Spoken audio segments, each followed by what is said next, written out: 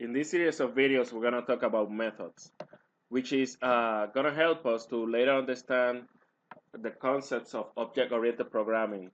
And it's got the foundation where we talk about objects, classes, and then the other features of what makes actually Java powerful. So let's look at this situation at the beginning of the chapter.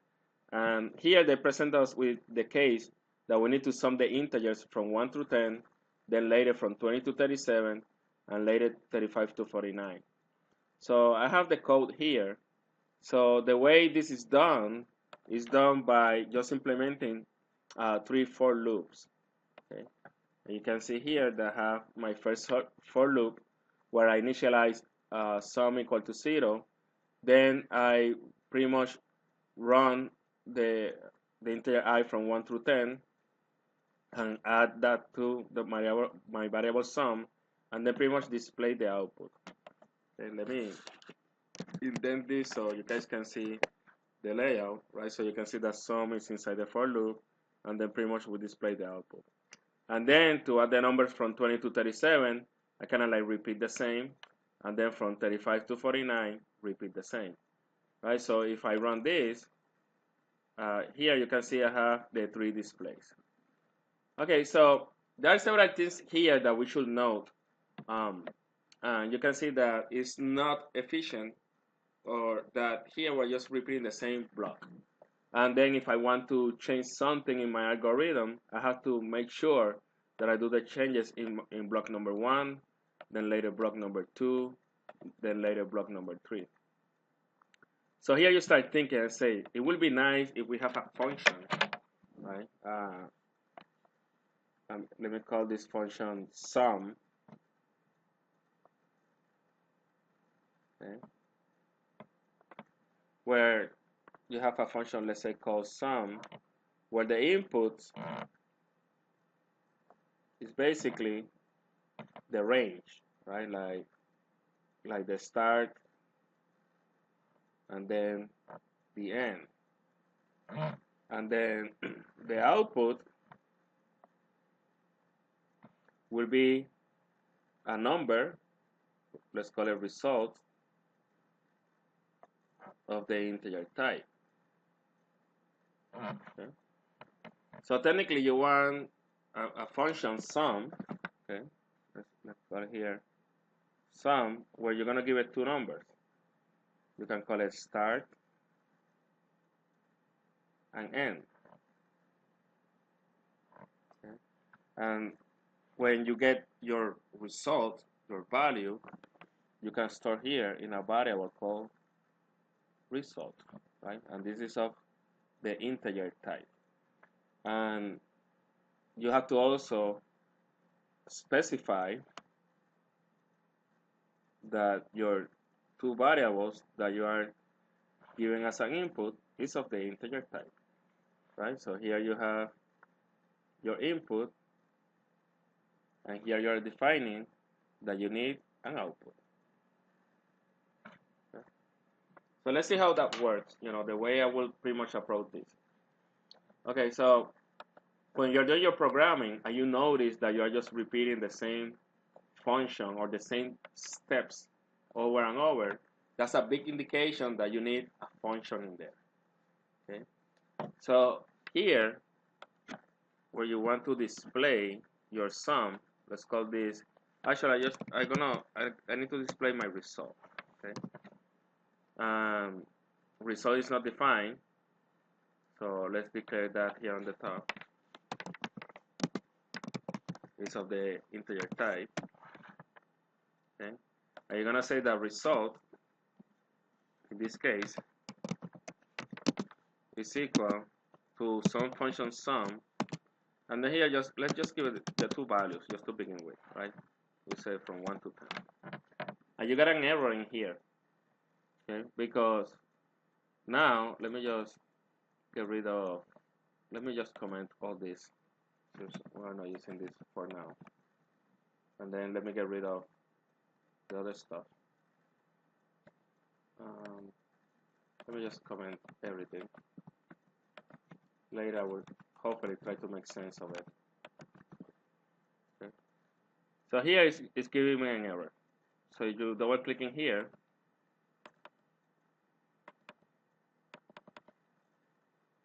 it's telling me that I need a method, sum, and then basically the two numbers are of the integer type.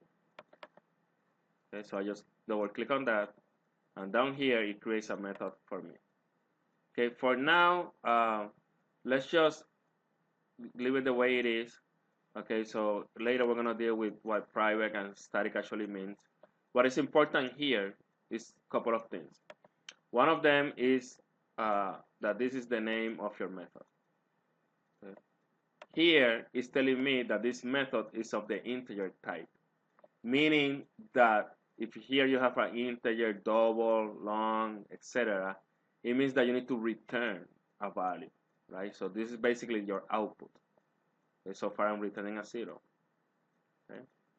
And this return type and this type, they need to match. Okay? And also it needs to match with this variable, right? Because here you're saying that this is an integer, right? And you require an integer value as your output. Down here you have your two input variables, right? You can see that we have I and j, okay? And these are integer type. Okay? So this variable needs to match with this one, and this variable needs to match with this one. Okay? So basically that's in my case the start and end. Okay, so you can do, let's just declare in integer start and integer end. Okay. Now I'm gonna just move this to a variable. I'm gonna say that start is equal to 1 and is equal to 10. Okay, so now we're calling here start and end. Okay. If I run this, let's see what happens. I got that the sum from 1 to 10 is 0, of course, because sum is returning a value of 0. If I change this to, let's say, to a 3 or a 4, I press compile, now it's returning a 4. So nothing is happening here. I have to make it happen.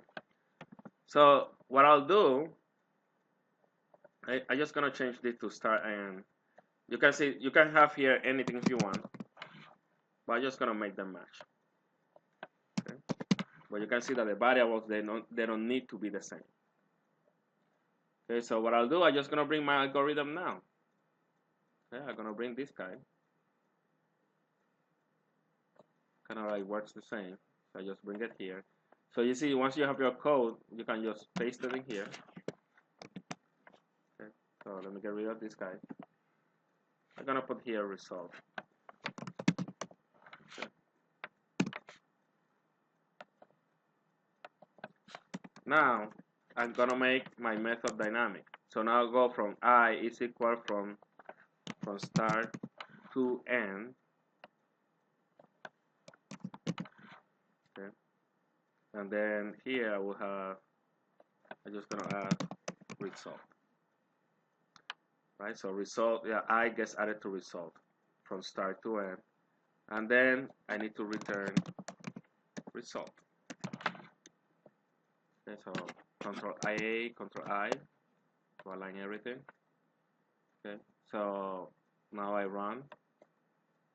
Right, so the way it works, I declare my variables. Okay, so now I'm declaring a start and end for my range, and those are the two values that get passed to my new method, sum.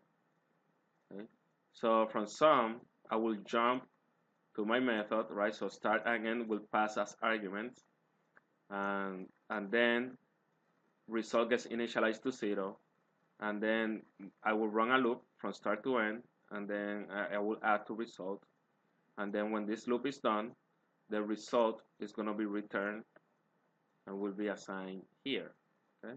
Where I'm going to use my output to be displayed in this statement. Now, so if I want to technically, let me just, let's just use this. Okay, so now I want to go from 20 to 37. All I need to do is just declare from 20 to 37. Okay, and now I will just run this again. Okay, so here we will need result. Okay, run. Okay, so nice thing about this, you say, well, it's the same. Well, not really, because now if I make any changes in here, okay, then these changes will get implemented both in this statement and also in this statement. And then later we're going to see that we can actually package this right into a class, and then other people can have access to it. And then for the last one, technically, let me just copy the whole thing, replace it here. Right, we're going from 35 to 49. So 35 to 49, and then here from 35 to 49, and then I will run this. Okay, 35 to 49. Okay, and then you can see that it works the same. Okay, so this method, like I said, is of the integer type. It will return a value. We have other methods that we can pretty much use like to display output, right? So these are void methods. Okay, so for example, let's create a display method. So I'm just gonna put here display result. Okay, and then technically I'm just gonna pass a value, right? So I'm gonna pass result. Okay, and then here I'm just gonna put a semicolon.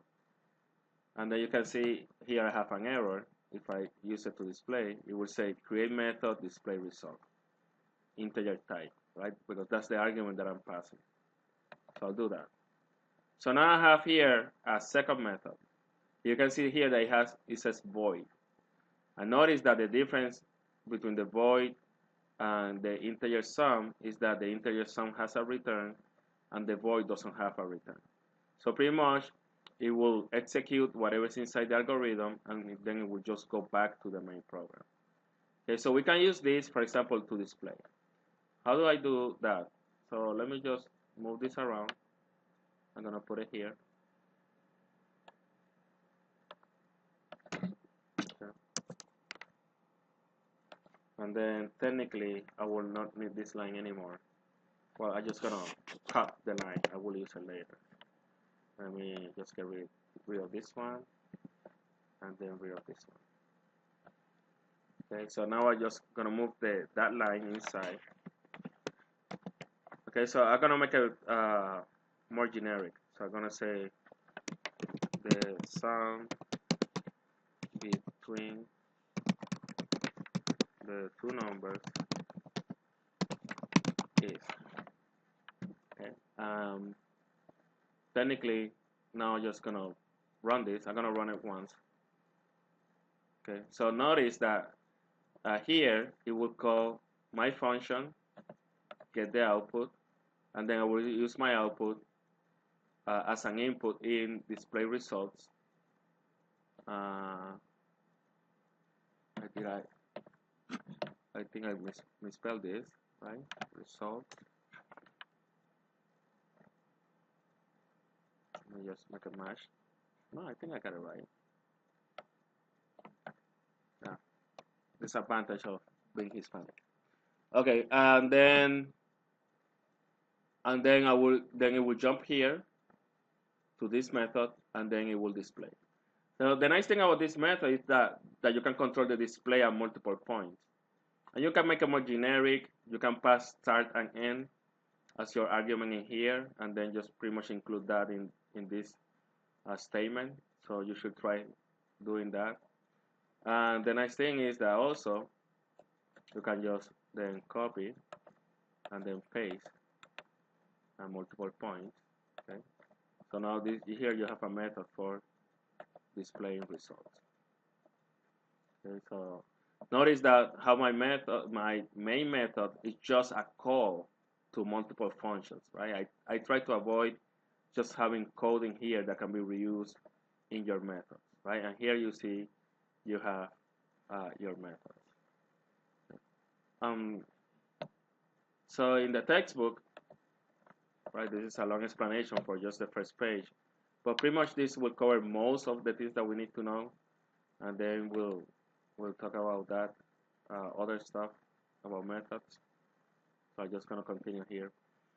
Um, Here you have in the other page, pretty much you have the modifiers. So we'll talk about this later. Pretty much this has to do later with classes, like whether if it's static or not. Okay, and then the public and private modifier is going to determine who has access to that. So these are things we're going to discuss later when we deal with classes.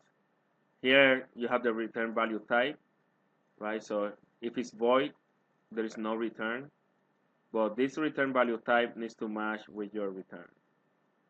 You have the name of the methods, and then you have the input parameters, right? And these are pretty much the values that you will use inside your method.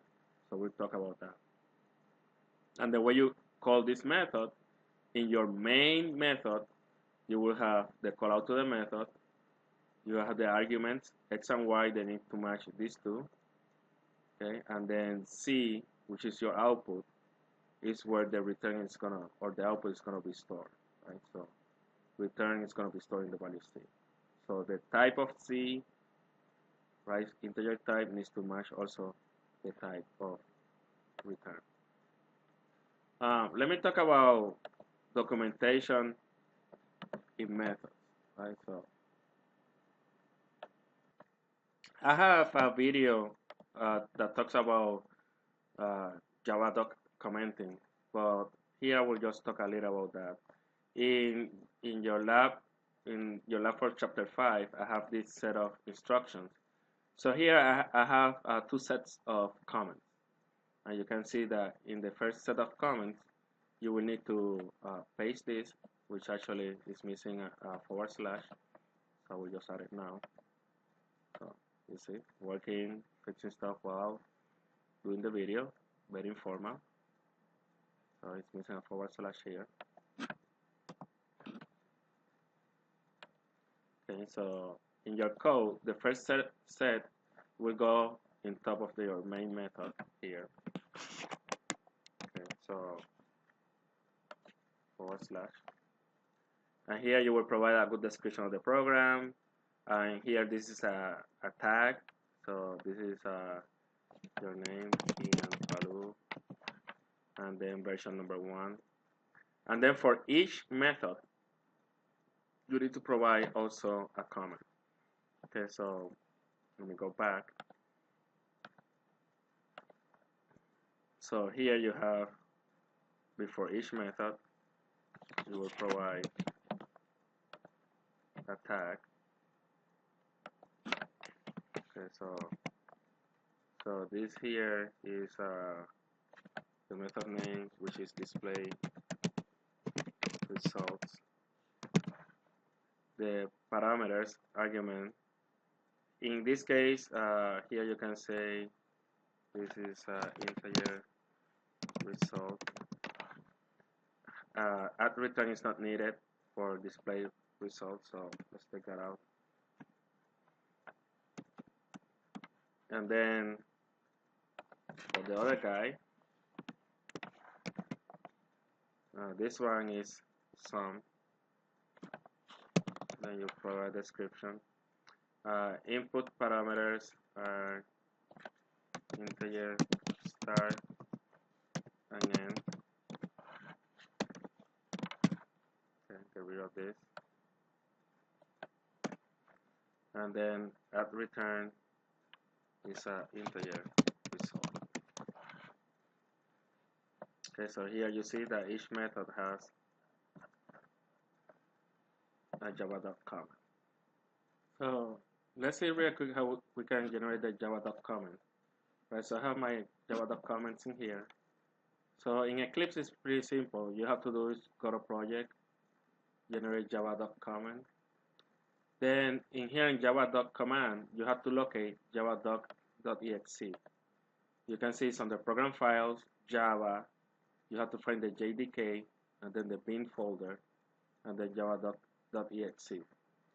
Here you will include the projects that you want to create documentation for. Okay, so in this case also I'm using the members that have private modifier. So those are the ones that we have in our project. And then here you have the destination folder. Next one, pretty much you can leave everything the way it is. You can create a custom document title if you want to. Okay, and then when you press finish, it will create the document for you, which I already have here. Okay, so you will go to that folder, and you can see here you have all the HTML files. So let me double click on index. Okay, so you can see here I have my package for chapter 5. Here I have all my classes, like test sum, that's the one that I did. You click on that, and you can see here you have your constructors, your methods. I'm gonna talk chapter 8, we're gonna deal more with constructors. But here you have your methods. Okay, and you can see that we have display results, main, and sum. If I click on sum, it will take me there, right? So pretty much it creates the documentation for my class, right? So it's pretty neat, right? It does everything for you. Okay, so we'll go to the next video since this one is getting too long.